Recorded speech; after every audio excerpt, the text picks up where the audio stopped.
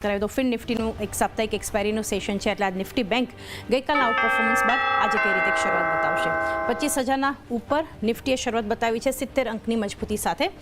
Nifty bank 51,240ની ઉપર 125 અંકની મજબૂતી સાથે અહીંયા પણ આપણને શરૂઆત થતી દેખાડી રહી છે સાથે જોઈએ મિડ કેપ અને small cap 58,840 Nifty mid cap 500 અંકની ખરીદદારી ત્યાં આપણને શરૂઆતમાં દેખાડી રહી છે તો સ્મોલ કેપ પણ 19,260ની આસપાસ જોઈ રહ્યા છે લગભગ 150 અંકની મજબૂતી સાથે આપણને ઓપનિંગ બતાવ્યું છે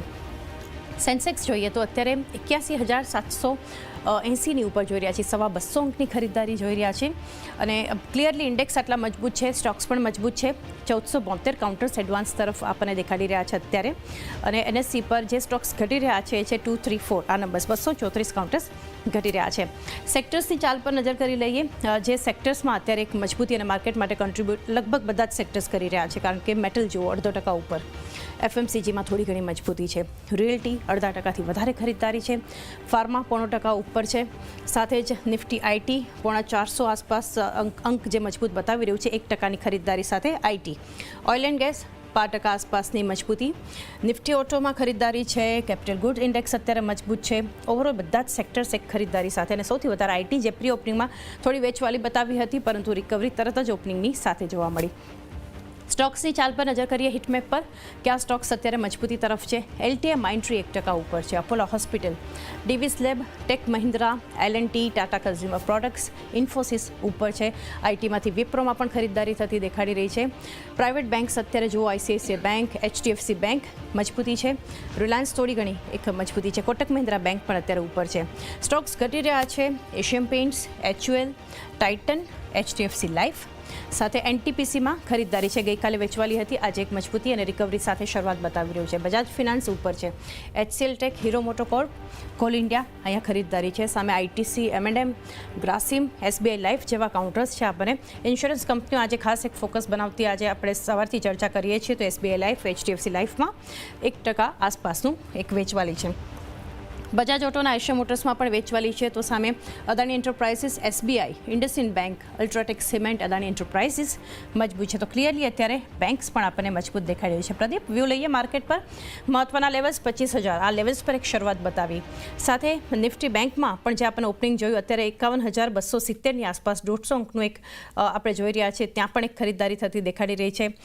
બેંક્સ આજે અત્યારે ફરી બેન્કિંગ કાઉન્ટર્સ પણ મજબૂતી તરફ છે ઓવરઓલ સેક્ટર્સ અત્યારે માર્કેટને સપોર્ટ કરી રહ્યા છે માર્કેટ બ્રીથ ફરી પોઝિટિવ જોઈ રહ્યા છે બહુ જ ઇનિશિયલ બીટ્સ ઓપનિંગના પણ આપણે ગણી શકીએ કારણ કે હજુ બીટ સેટલ થઈ રહ્યા છે પરંતુ વ્યૂ હવે માર્કેટ માટે ઓવરઓલ કઈ રીતે રહેશે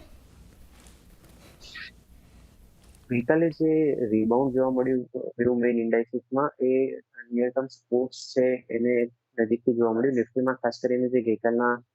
24,750ની નજીક બોટમ બને એની નજીક હવે 34 ડીએમએ આવી ગઈ છે સાથે જ રિસન્ટ બોટમ્સને કનેક્ટ કરીએ જે ઓગસ્ટમાં બન્યા હતા તો એ ટ્રેન્ડલાઇનનો સપોર્ટ પણ ક્યાંક ને ક્યાંક આ લેવલની આજુબાજુમાં છે તો આ 24,750ની નજીકના સપોર્ટ આ લેવલ ખૂબ ઇમ્પોર્ટન્ટ રહેશે આગળના ટ્રેન્ડ માટે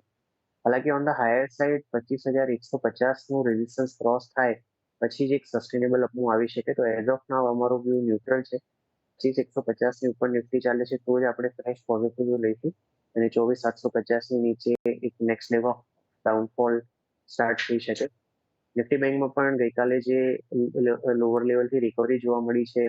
એના વીકલી ચાર્ટ્સ પર જોવા જાવ તો 34 અઠવાડિયાની મૂવિંગ એવરેજ સાથે કોઇન્સાઇડ થયા છે આ લેવલ 50,400ની નજીકના આ લેવલ ખૂબ ઇમ્પોર્ટન્ટ રહેશે આગળના ટ્રેન્ડ માટે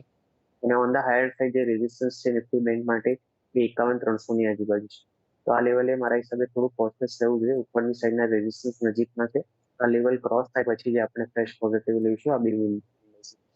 ઓકે તો ખાસ કરીને કે વ્યૂ ઓવરઓલ માર્કેટ જે શરૂઆત બતાવી રહ્યું છે અને ઇન્ડેક્સ અત્યારે તો મજબૂત છે જોઈએ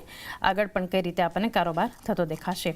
ડીવીસ લેબમાં અત્યારે પ્રદીપ સૌથી વધારે મજબૂતી છે નિફ્ટીમાં લગભગ 2% ઉપર છે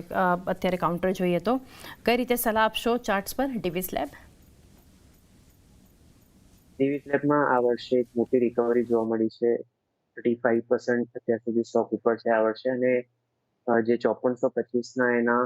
2021ના ઓક્ટોબર મહિનામાં ઓલ ટાઈમ હાઈ બન્યા હતા એની તરફ ફર્મલી આગળ વધી રહ્યો છે તો આ જ ટાર્ગેટ માટે આપણે ટ્રેલિંગ સ્ટોપ લોસની રણનીતિ અપનાવીને સ્ટોકને હોલ્ડ કરીશું ટ્રેડિંગ લોંગ્સ માટે 5120 5125 એક ડિસન્ટ સપોર્ટ બની જાય છે થોડાક લોંગર ટર્મના લોંગ્સ માટે